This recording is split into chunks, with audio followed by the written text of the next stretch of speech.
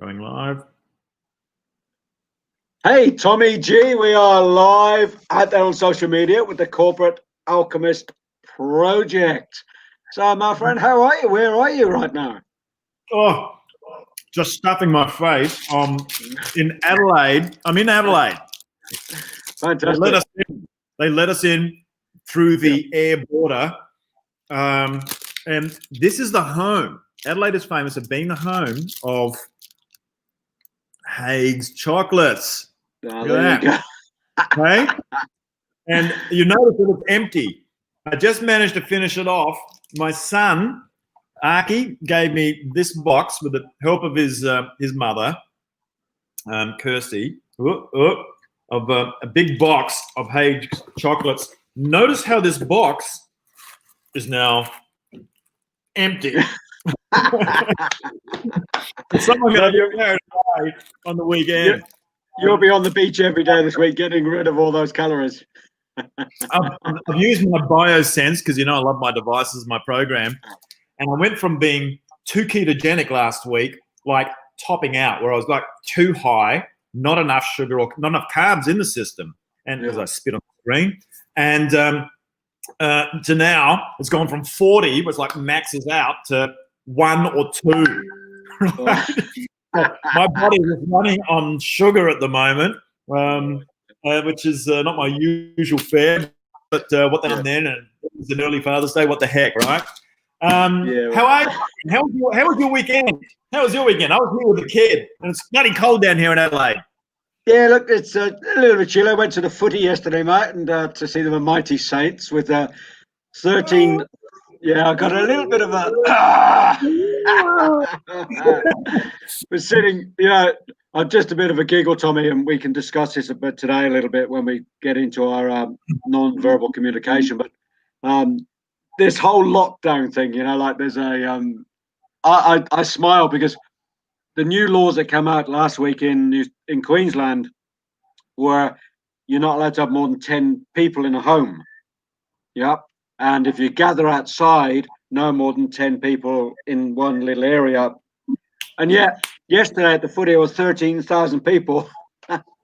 So I was sitting with my wife, and there were 2 seats to the left and 2 to the right because they're social distancing. Yeah. Right. Yeah. But the front seats and the seats behind me, we were like inches apart. It's like, this thing is just, I'm sorry, but it's just stupid. It's diabolical, diabolical. And the voice over the channel is, when you leave, we do have COVID restrictions. So make sure when you leave through the same exit, make sure you're social distance. And I'm going, mate, there's 3 people in front of me and 3 people behind me I don't know. It's ridiculous. Mate, I'm waiting for when people are coming out and you've got the police set up with the radar guns that have got new technology that's doing a 1.5 meter check. And then when they can automatically send everybody these fines, at an instant, and actually not even allow us to give permission to take it out of our PayPal accounts. It actually goes in there and extracts it automatically. Yeah. Don't worry, mate. It's coming. I think it's coming. Yeah. I mean, at this rate, who knows what it will be next week? Yeah. Look, who knows? And hopefully, mate, you'll get back into, back into Queensland. They haven't been building a wall, have they? Well, yeah. Just in terms of coming, through the border. Through the border, right? Well, we're going to find out. Apparently, because the rules, it's like a game of. It's like the Matrix. Yeah. And you never know what's going to be coming, when you got Hugo Weaving there, saying, yes, Mr. Anderson, right? Yes, Mr. Look, I mean, it's, I had a great weekend here with the little guy. We, out the back, we got some beautiful hills here at my uncle's place. We had a long walk. We did like an 8.5 kilometer way. And it takes them a while to warm up, and we connected, and then just started. It's tough for teenagers, man. It's like, shit, he's doing homework until like 11 o'clock at night kind of thing, and I'm thinking, why? You know, it's got time. Yeah, You know, Tommy, and it's something I want to touch on a bit today. Is like, what sort of world have we created for our children? You know, like what have we given them? We talk about legacy a lot in business and in entrepreneurship. Is leave the legacy, leave the legacy, leave the legacy. I'm going, well, the legacy right now that I'm part of, that I'm leaving behind my children, I'm not proud of. Yeah. I'm not proud of this. You know, Yeah. Orwellian. You know, I'm going to say that the fascist dictator world that we're creating right now for my children, my grandchildren. I'm not proud of that. I don't want that to be my name anywhere near that legacy. You know, I know this might be controversial, but I just don't want any part of this COVID-19 linked to my name in any way or form, because well, I think it's a lot of bollocks, to be honest. So if you look at the original meaning of the word bollocks, it's not a swear word. It's just a word that means, I'm in disagreement with what's being said. It's sort of equivalent to WTF. Yeah. Actually, side story, Tommy, quickly before we jump in. Richard Branson actually was taken to court for the Sex Pistols album, Nevermind the Bollocks, and because he had a T-shirt on, or whether it was him or somebody, I think it was him, had a T-shirt on, Richard Branson, Nevermind the Bollocks, and he was taken to court because he was arrested for having an offensive T-shirt on. And he went to court and proved that the word bollocks is an old English word from the 16th century, just meaning, I don't agree with you. Oh, you're not. No, that's illegal. Bollocks means nonsense. Yeah, no, that's their very point. You're not allowed to disagree. Yeah. That's the point. That's the point, right? It's the narrative. Stick with programming narrative that's coming through TV. Just keep listening. You're in a trance. Keep listening. Right? I mean, we have kicked the can down the road, right? We've been part of that. We're part of the system. We take part responsibility, although it doesn't seem like we're controlling the system, interestingly. But we're in there. We're alive. And what are we going to hand to them? This bullshit that we have been part of, that has been created during our lifetime. And while we've been asleep on the job, on the I'll say it, on the fucking treadmill of life, and the whole system, whether it's corporate, whatever, we were somewhat involved in that manifesting. And we've been very complacent, Tommy, and complacency, we've had a price. Right. So, I know we're about to dive into it, and I know we can segue in because I'm the segue master, and I can segue, right? But I think I segued myself out of that one. Alan Jones. Oh, I love Alan right now. Like, Alan's my number one hero in Australia right now, and coming out of my mouth, that's incredible. It is incredible.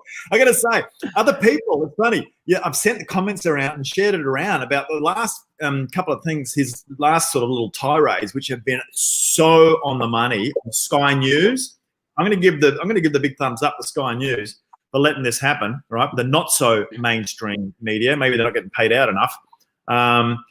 But the points he is raising, and he's raising numbers, he's raising evidence, he's putting the heat on the government, right? And that right now needs to happen. And then you've got this lady, this story that's been shared around, where this lady from the Advocate something board or whatever, she's one of the leading lawyers or something, a 25-page letter she has sent to each state leader and ScoMo, right? Basically saying all of these things, like things that are illegal that you can't do, etc. Linked it up to the Constitution, I think, and whatever. I haven't read it properly yet. I've done a cursory look. I can't wait to find 5 minutes, more than that, to read it. You're on the airplane soon. You can read it on the plane. There it is. Yeah. Right. 25 pages will take me about 2,500 kilometers. And she's saying you have this amount of time to respond, or we're taking you to court. Every single one of you. Yeah. Right? Yeah. So whoever's pulling your strings, well, and the legal system that you've impacted on us, well, here it is back at you, baby. So Fantastic. that's going to be really, really interesting to watch on the sideline. That's going to be better than TV. Yeah, So that's not too hard these days. So from that, Tommy, aren't we? We're hearing communication, verbal communication. There's written communication, which is non-verbal. Yep. And then in the case of some of those leaders, some of those people out there speaking, pro and con, for and against COVID, we can notice their body language. We can notice their facial expressions. We can pick up subtleties that are non-verbal. And the topic for this week is non-verbal communication. So how do we tie this non-verbal communication into the physiological, because that's your baby, and how do we also tie that in to that business corporate space? So once again, got it easy. You've got it easy again. Easy Monday. Thanks. Yeah, I know you're trying to pull me up one day, and I'm going to pull a hamstring there somewhere, but it's going to take a bit longer. So let's tie that in. Let's tie in that understanding of non-verbal communication, particularly around facial expression, body language. We might want to talk about the Victorian Premier there. I think we spoke about that a bit this morning, earlier offline. What was his name? Mr. Andrews. Andrews. Coming Andrews. Coming Andrews. He's getting man, I wouldn't like to be in his. I wouldn't like to be in his skin right now. I wouldn't like to be in his Euros, right? Yeah. Anyway, all right. So linking them together. Yeah. This is good. This is easier than last week. I mean, when you're talking about literal communication, which we did last week, and we mixed some spiritual logical. I know we didn't do the Friday session, but we had spiritual logical stuff we did speak about. Yeah. Well, and around communication, literally, verbally. It's easier. I feel it's easier to bring it into communication and non-verbal form of that, and being somewhat physiological because it's connected then to your body, and a lot of it around what you see, around what you can feel. I mean, if you're physically contacting someone, that's illegal. But what smell? I don't know if it comes in through that sense. Yep. What you can electromagnetically feel, the vibration, the frequency. There you have it. And there it is, right? And so that's the one that is the unseen truth, if you will, right? And so, but physiologically, I mean, you can watch someone's body language, right? I mean, Alan Peace made this, famous, and he was made famous through it, the Australian, and went global with, a lot of his non-verbal books and so on in communication. And they say, it's like, whoever you go to, it's 90%. It's by far the biggest amount of communication is not coming out of your mouth. That's it. It's about 90%. Right. And not even on the email. And we'll be talking about that later on in the following week, but or messaging. Messaging is an interesting one. But when you see someone, when you're in the same room and you're watching facial expression, all these things, they can be talking. And I got to tell you, a lot of the time, sometimes I'm not listening to what they're saying, but I'm feeling, or I'm feeling a room of people even, and you can't even see them. I've got some peripheral vision, but I'm just picking up a vibe. And I think some of us can do this maybe better than others. I don't know, because I can't consciously remember being in somebody else's skin, right? But I certainly feel that I can feel a room and the vibe coming into a room, whether it's one individual or whether it's 100 or 1,000, right? Yeah. And I'm sure you do too. So communication, physiologically and electromagnetically, massive. Yeah, it's huge. It's a huge, and it's about how do we switch that on, Tommy? Let's get into the business side of things. Like if you're sitting in a room full of people, there's a team meeting. You and I are about to have some CAP team meetings this week with our new team, and we can talk about that during the week. But if you're in the room and there's somebody leading that room, let's look at the team leader in that room. and they're trying to read the room. They're trying to read the people in the room. And if they're not switched on to read that, they're going to miss so many cues. Oh, totally. They're going to miss so many cues. They're going to miss in essence, they're going to miss 90% of what's really going on. That they are. They're just someone that is very cerebral, analyzing. They've got their reticular activation system only on what they're hearing, the actual content that's coming down the pipe. Yeah. They're not picking up anywhere near the full picture. They're picking up like 10%. I think it's even 7%, they say, is like that, 93% nonverbal. And this is a two-way street as well. Because not only is it reading the room and feeling it, and as I said about vibration and the body language, you can then use that back the other way. And sometimes almost as a fake it till you make it, if you're not really feeling it, but to use your body to lift your vibration. So if you're coming into the room, maybe a good old, Anthony Fauci, who's about to make a shitload of millions of dollars based on having the first, vaccine in America through his own company while he's running health policy in that country and has for 40 years. By the way, how does that work? I don't get that. I want that job. How can you market for yourself? Scare the hell out of everybody. Was it? He was on the interview yesterday. 60 Minutes. Yeah. Alarmist. That Trump has called him an alarmist. Oh, I wouldn't call myself an alarmist. Oh, what would you call the president? Oh, I don't call him anything. Too scared to call him anything, man. I think. Sir. I call him sir. Mr. President, that's what I call him. But create a market, scare the shit out of everybody on this side, and then go and have the solution on this side. Oh, and by the way, of the government. Yeah. What did David Icke says, mate? Problem, reaction, solution. Right. Create the problem, get a reaction, and then offer the solution. Problem, reaction, solution. David Icke's been talking about this for 30 years. Be on both sides of the game, right? Yeah. Create, collect on the other side. That's it. Yeah. It's so overt. I don't get it. I just don't get how you can have a system set up like that. It's like it's clever, isn't it? It's so clever. It does my head in. It's clever. Anyway. Well, we'll see what Trumpy does about that one, Mr. Disruptor. Let's see how big the kahuna on that one, sorting that one out. So Tommy, here's a question for you. You spoke before about tuning into the room, using that, let's call it the sixth sense, like feeling in.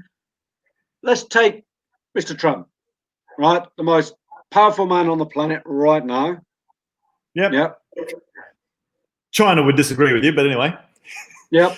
But in essence, he is. I mean, he's taken on that role. He can put the finger on the button and blow us all to smithereens if he so chooses. That's a pretty powerful position. When you listen, it's one thing, and I love listening to Trump. He just humors me. I just love him, But when I tune into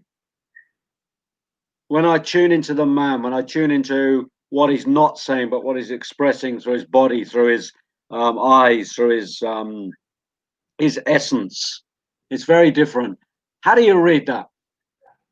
How do you read that? Trump? How do you read Trump?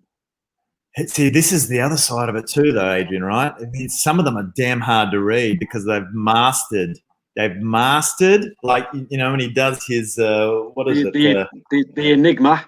He's the enigma, isn't he? The thing is, he is an enigma. He's hard to read, right? So some people have also mastered how to use their non-verbal communication. Yeah. And so he can come into the room and you can be inside shitting yourself, but you'll puff up the chest, you'll slow your breathing down, right? So that you get into that sort of connected state, right? Oh, right? Ready for action. Right? Yeah. Right? And present yourself, fake it till you make it, because your amygdala and everything else in the system might be going, oh shit, this could be happening and that and the other. But you've actually gone above that. And you're breathing and you've gone into a different space to say, yeah, I'm hearing you. Thanks for warning me, but this is how it's going to go down. Yeah. Right. So how do you think Trumpy owns the room? Have you like when you see him coming in, what does he do for you to claim that room? What does he do in his body? Like if you I see. yeah, Well, firstly, he's a big man, right? yeah, That helps. yeah, You can puff up the chest, literally, yeah, right? You'd be looking at people directly in the eye, yeah, right? You'd be taking deep, slow breaths. You're yeah. not going to be in that short breath mode. You're not going to be jumpy quickly to react to anything, right? So is this what you see in Trump? It is. And Yeah, walking in at his pace, taking the podium, the hands on both sides, let's say, of the podium, yeah, yeah, hand gestures being wide, big, making yourself bigger than you actually are, right? Like this. And I'd say, and if you want to start get people on board, you'll be showing the sensitive side of, you know, the wrists, the palms, you know, bringing people together, you know, everybody, I've got you, right? yeah. Let's make America whatever again, whatever the latest descriptor is, right? And you know, listening to people, and then you know, taking them. He takes them on. Now he also has a quick mind, and that helps, Yeah. right? But all of his physiology around this paints a picture that you don't want to fuck with the guy. Like you're gonna, there you have it, eh? So he puts right? up a persona without words, doesn't he? He's got posture, right? He's got a posture and a bravado, and he can say stupid shit and he still gets away with it. So the content coming out of his mouth might be, did he just say you inject pinoclean into your veins and you've got rid of COVID? Right? And people laugh about it and whatever, but he doesn't even take anything like personally. It's like, no, I was sort of told this that you can apparently, it's, you know, he's given a conceptual view, like, you know, pinoclean and Listerine and whatever else you can put in your veins and it's all sorted, you know? Yeah. What he's actually talking about, there was actually an element of truth of what he was talking about. But of course, the media then kind of takes it on and is like, what an idiot, check this out, right? If it's not the convenient, if it's not the inconvenient truth, they're trying to twist it around and they try to deface, they try to make him look like an idiot, you know, a lot of the time. But he knows how to play. And that's the difference, isn't it? They can try and make him look like an idiot, but from a visual, non-verbal perspective, he doesn't look like an idiot. It doesn't look like an idiot. It doesn't fit. So it's hard to match. It doesn't fit. There you go. It doesn't fit. Right? It doesn't fit. And by the way, how can an idiot make it to that job in the US? You can joke about that, right? But really, we might have a big debate here because I reckon there were some who were in that position previously. who I'd probably put that hat on, mate. yeah. I say not all the prodigies have been successes along the way. No. Not from the intellectual space, no. It's not what you know. Daddy might have put me here, you know. Perhaps, right? Perhaps. But it just goes to show there's a lot more to the system than the guy at the top a lot of the time. But in this case, Trump, it seems to be Trump Inc. That's kind of running the show, you know, compared to any other, I think, that I have seen before. And, you know, this guy is such a disruptor. And you look at his, just now, if we're talking about nonverbal cues, I'm starting to, am I going to say this? I'm starting to. I got to make sure this is really recorded. Oh no! But I'm liking the guy, if only because he's a disruptor and his bravado and body language, and even when the chips are down, he's got so much against him. He's still coming up. He's still his composure. Everything is still there, and he's basically saying, "You want a piece of me? Fine." Try, come and get me. Keep going. It ain't going to work, right? So, you know, because you believe him because of just the guy's posture still. Whereas you look at Mr. Andrews. Oh, yeah. Like, and I'd say for anybody listening in, go back about 6 or 8 weeks ago and watch an interview or a speech of Andrews and watch him now. He's a changed man. Right. Yeah. Not for the better. Physiologically, in his non-verbal communication, even in his Fence. verbal, but in his non-verbal, he's a Yeah. different being. Yeah. It's incredible to see the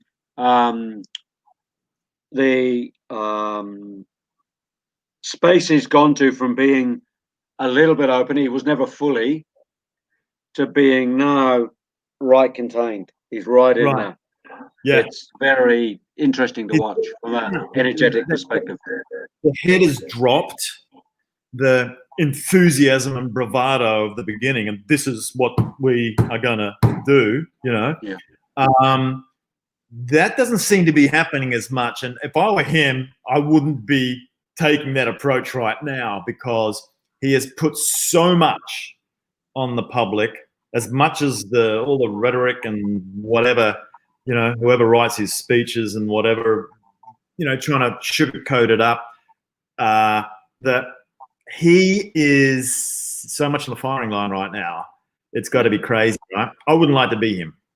The heat is on, and you can see it's just like this. Oh God, because he's put so much pressure on, and we know with energy, that's going to be coming back, right? Yeah.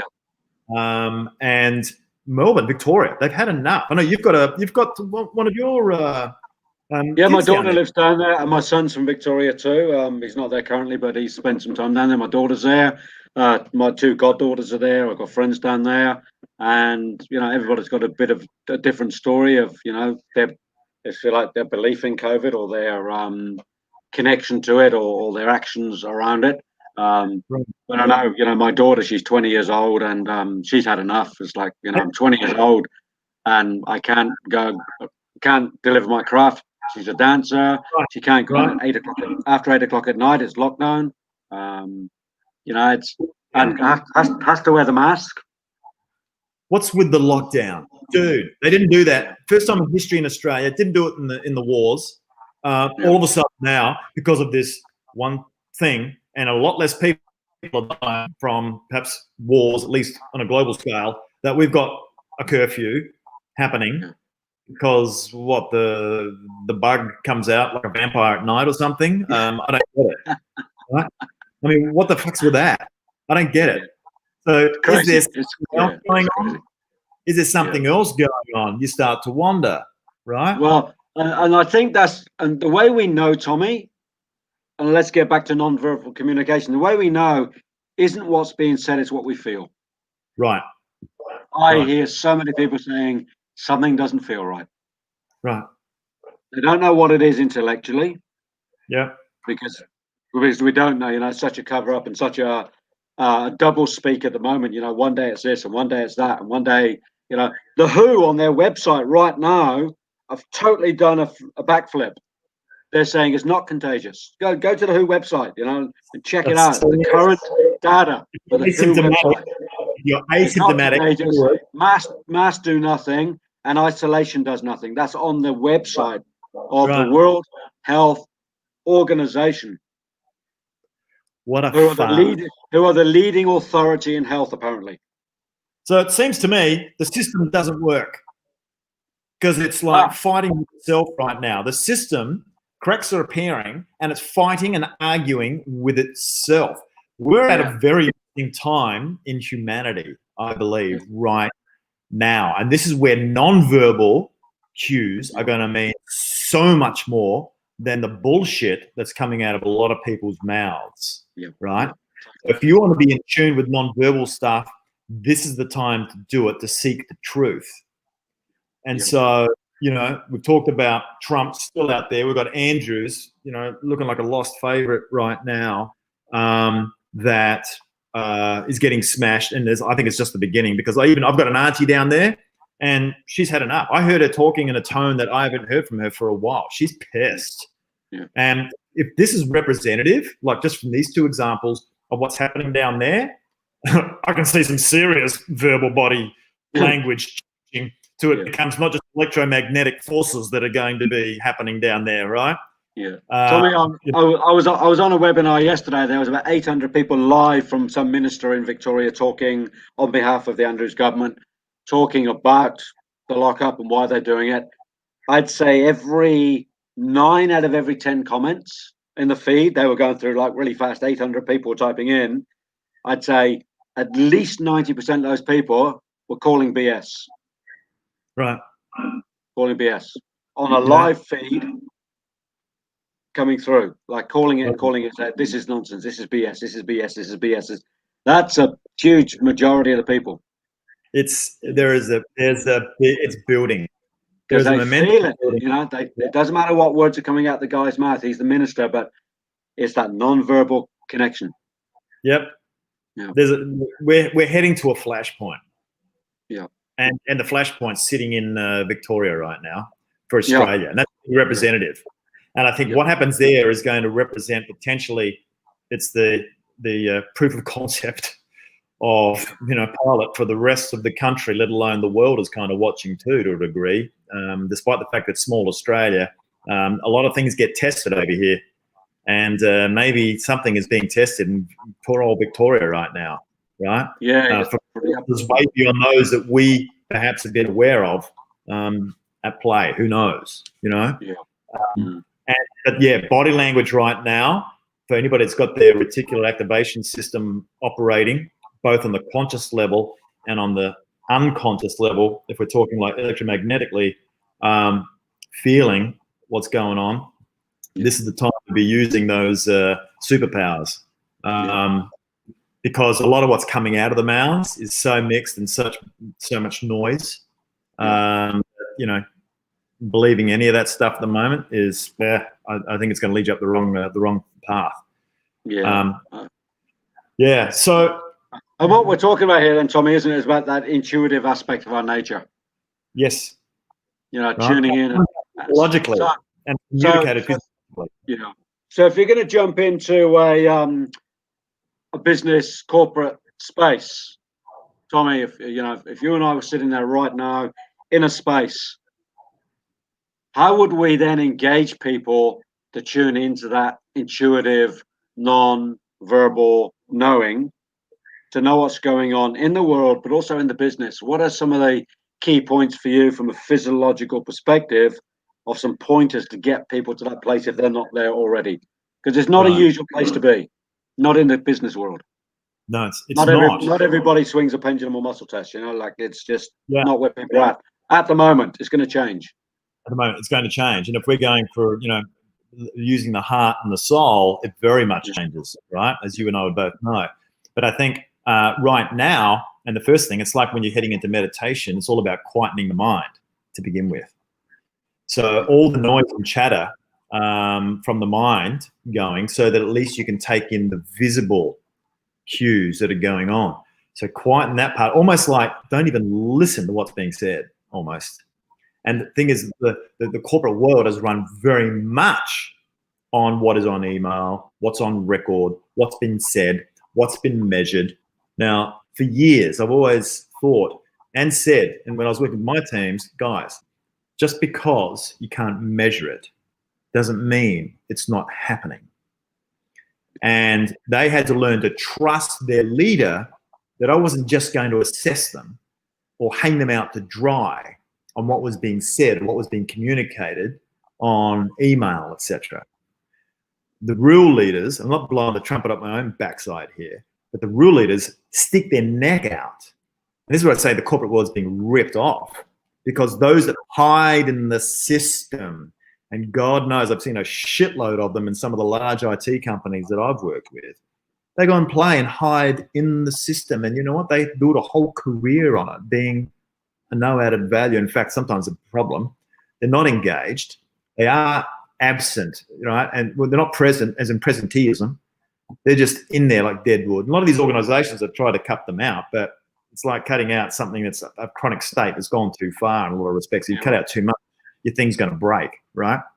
But those that will go beyond what's measurable, follow their intuition, and also be able to read their team. Their team could be saying a whole lot of stuff in email and trying to toe the company line, but their heart is not in it right now. there's something wrong. You're watching how they're behaving. You're even presenting to them, let's say it could be even a quarterly business review or a meeting. And you're seeing them and you're thinking, they're not firing on all cylinders, something's bugging them. Something's wrong. Now, you could be a dick of a leader and go, hey, your numbers are down, right? And your attitude sucks. And even smarter, you do it in front of everybody, right? Yeah. What's the energy in the room when that happens, eh? Yeah. And everybody's so motivated now out of the temporary amount of fear, the temporary motivator, right? And we've got a lot of that shit going on right now on the planet. They think they're going to get some motivation to cover their own ass. And some of them you have to forgive because they don't perhaps know any better. But there's a thing called the internet. It's got a lot of information they could learn, and it's coming at them all the time. And they're going to their personal development. Well, they're going to their, corporate development stuff, learning about it. Saying, yep, I'm going to learn to do that. Yep, gets put in the bin. They go back into their old mode of operation that they learned probably when they were a child, right? Yeah. So a lot of fear, anxiety, and motivation through that. But reading your team, feeling them, and then pulling them aside after and say, hey, is everything okay? Is everything okay at home? And if you're only half a leader, you should have built a relationship enough with them where they trust you to open up on those things. That's key. But you're watching them. Tommy, that you've said a couple of things, and I want to because I want to bring us to a bit of a wrap around because I know you've got to get in the big machine and fly back to God's country soon. But you said a couple of things I want to pick up on. One is the word trust. Yeah. Because trust isn't something that comes out the mouth. Yeah. Right. That's the non-verbal, isn't it? How do we get the trust in our leaders, the trust in the organization, without the verbal? And that trust is a feeling. Trust is a knowing. It is, isn't it? It's not. I know we might sign a trust agreement and an MOU and blah blah blah, but at the end of the day, it's got to come from inside. Yeah, I feel safer. I feel safer with him. Yeah. I'll take a risk for him. Yeah, which is the other thing you said that I want to pull up on. I want to pull these two things together to complete us today. You mentioned trust, which is an inner non-verbal feeling or operation. And then you said going beyond what's measurable. And to some degree, trust is measurable once it's broken. Yeah. Otherwise, it's an internal non-measurable. It's something we believe in. We believe in a trust. We create a trust from inside. Yeah. And then occasionally it gets broken and then we lose it. And then usually we get into the verbal challenge around that, and then we talk about it. But the idea of going beyond the measurable, I want us to hold that, and let's take that through the week. Yep. As part of the journey we're sharing with everybody in terms of the non-verbal communication, because it's not measurable on many levels. It's not. Yeah. It's not measurable, and yet we talk about EQ and all those cues we talked about a week or so ago. It's coming back to the same thing, Adrian, from a leadership point of view. People have got to trust in the corporate realm, whatever, leadership, organization. They have got to, you got to get them to a feeling where they want to be led by you. They trust you from a competency point of view and from a character point of view. And they'll hear about you. They'll watch you. And they want to see, are you about the real thing? Would this guy, would this leader take a bullet for me? That's it. Right? I said I would do that for my people. I remember being in situations in the corporate world where I've had bosses above me wanting to fire people below me. And I've said, you know what? No.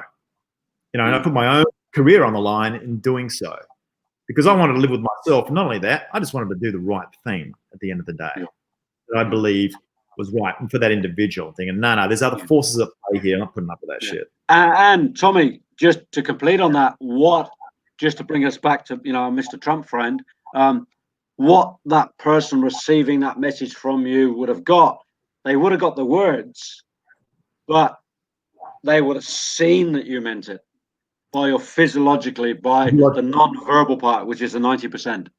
They see it. This guy means this. I feel it. I see it. I know it. Not from what you said. I'm taking a bullet. That's just superficial wording. Yeah. Right. Exactly. Yeah. They see They see the delivery. They hear the tone. They're not listening to the content. They hear the tone. They see my eyes. They see just my whole vibration, it'll expand because they know I'm not fucking bullshitting. Right? Yeah. So Tommy, just to wrap it, to let you go, mate, 'cause I know you've got to go. When you get to the airport and they give you the rundown, non-verbal communication is going to work for you. Stand your ground. Be present. Right. Be present. Tell them I am going home. I have got a high energy. I don't have a fever. Absolutely. And then how do you lie about disagreeing just to close out? And there's a lot of that right now. And I just want to leave this as a question mark for people as we head into the latter part of the week. We talk about this, Adrian, but how can people safely then communicate a form of disagreement? Because we've got a lot of that going on right now. There's a polarization that's starting to develop. Yeah. And I can fire up, and so can you. We both know that about each other, right? Yeah. But we've also learned how to go, okay, just keep the guns on the table, right? And engage with this other person to bring them with you. Intellect. Right. We're back to the intellect. Right. Okay. Be intellectually smart. Use the wisdom. Use the wisdom. Use the intellect from the mind. Yeah. Bring in some spiritual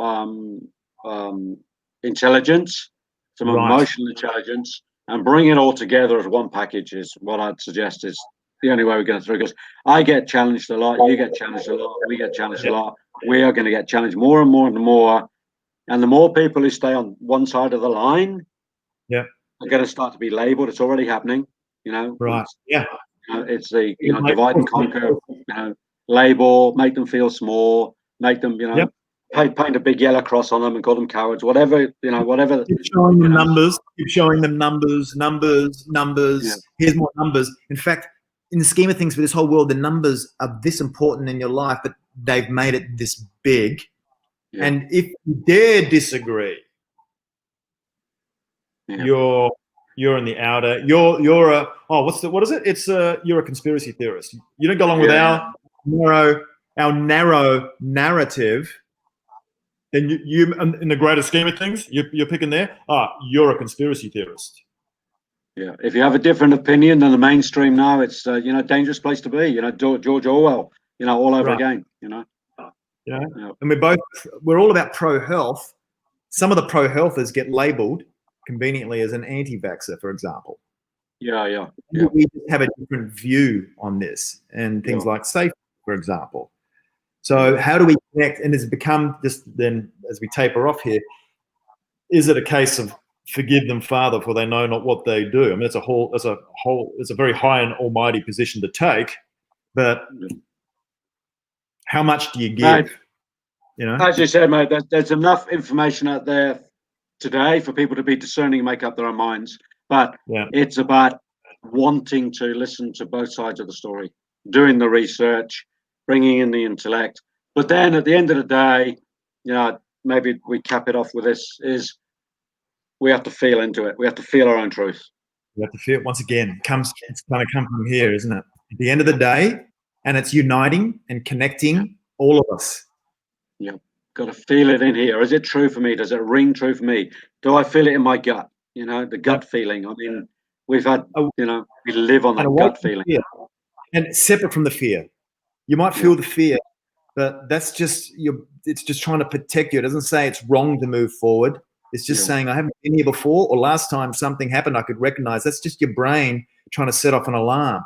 If you follow this here, like you said, in the intellect properly, then that'll take you to the new place we need to go. We need to connect. Yeah. And that's where business is going. And Tommy Gallant, this is what we're trying to do here. Today's been a bit of a different conversation, but I like to mix it up as you do. What I'd say to everybody listening in is, type something underneath. Don't be afraid to speak. If you have a different opinion, that's okay too. Just be respectful. That's all I ask. Respect.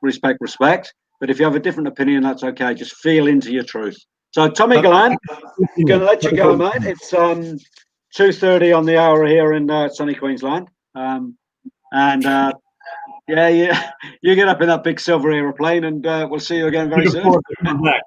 Not looking forward to leaving the sun. Looking forward to coming back to the sun, though. Yeah, mate. Absolutely. All right, mate. We'll see you down here on the sand or in the ocean or at a meeting, I'm sure, during the week. We will, mate. We will for sure. Yeah. So for everybody else in there, tune in, follow us on social media, go to FBLI, contact us, have a conversation. Yeah. If Tommy and I can be of support in any way for you, particularly in that business corporate space, tune in and let's see where we go forward together. Tommy Gallan. Absolutely. Thanks again, Mr. Hanks. Looking forward to seeing you physiologically closer pretty soon. All right, buddy. Have a good time to sign out. See you, mate. All right. Bye, guys.